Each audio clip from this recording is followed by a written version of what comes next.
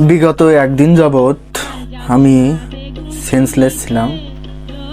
তার কারণ কি জানেন?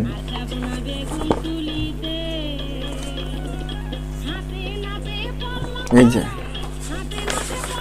এটা হলো 47 BCS এর প্রশ্ন।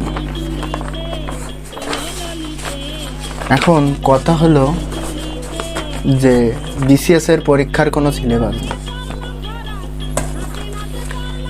এদের যেমন খুশি তেমন প্রশ্ন করবে, এদের কোনো সিলেবাস নেই। পিএসসি কর্তৃক যে সিলেবাসটা দিছে ওইটা পুরাই ভুয়া। এরা ইচ্ছা করলে প্রশ্ন দেবে জগদীশ চন্দ্র বসু কি টিউবওয়েলের পানি খেতেন কিনা এবং তার টিউবওয়েলের পানিতে আর্সেনিকের মাত্রা কত ছিল, এমন প্রশ্ন দেওয়া অস্বাভাবিক কিছু না।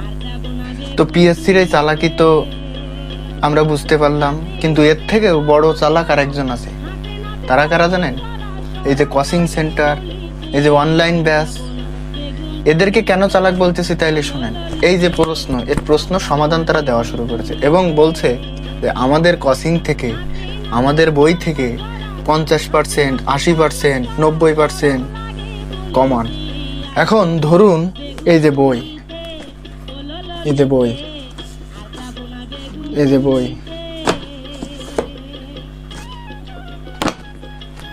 এই যে বইগুলো, এই যে বইগুলো যারা লিখেছে, এখন যদি কেউ বলে যে আমার এই বই থেকে 50টি প্রশ্ন হয়েছে, 100টা প্রশ্ন হয়েছে, 80টা প্রশ্ন হয়েছে, এই বইয়ের ভিতরে কি কিছু বাদ আছে? এই বইয়ের ভিতরে কি কিছু বাদ আছে? এই বইয়ের ভিতরে তো, তাইলে এই বইয়ের তো সবই আছে। সবই যখন আছে তাহলে এই বইয়ের ভিতর থেকেই তো আসবে। তাহলে এতে তো কোনো কৃতিত্ব নেই যে আমার বই থেকে 50%, 60%, 80% আইছে। ঠিক আছে, এইভাবে যে চালাকি, এই চালাকিটা করা উচিত না। এই যে একটা ইংরেজি সাহিত্যের বই, এখানে প্রায় 300 মতো কবি সাহিত্যিকের লেখা জীবনী আছে। এখন এই লেখক যদি বলে যে আমার বই থেকে 10টা, 12টা, 15টা কমন আইছে, তাইলে কি এটা কিছু হইল? হ্যাঁ, হইল কিছু? এখন ভাই আসল কথা হলো এইসব BCS ফিসিএস বাদ দেন, দিয়ে IELTS করেন, করে বিদেশ চলে যান, আর না হলে ব্যবসা বাণিজ্য করে খান। এসব BCS দেওয়ার আর কোনো দরকার নেই।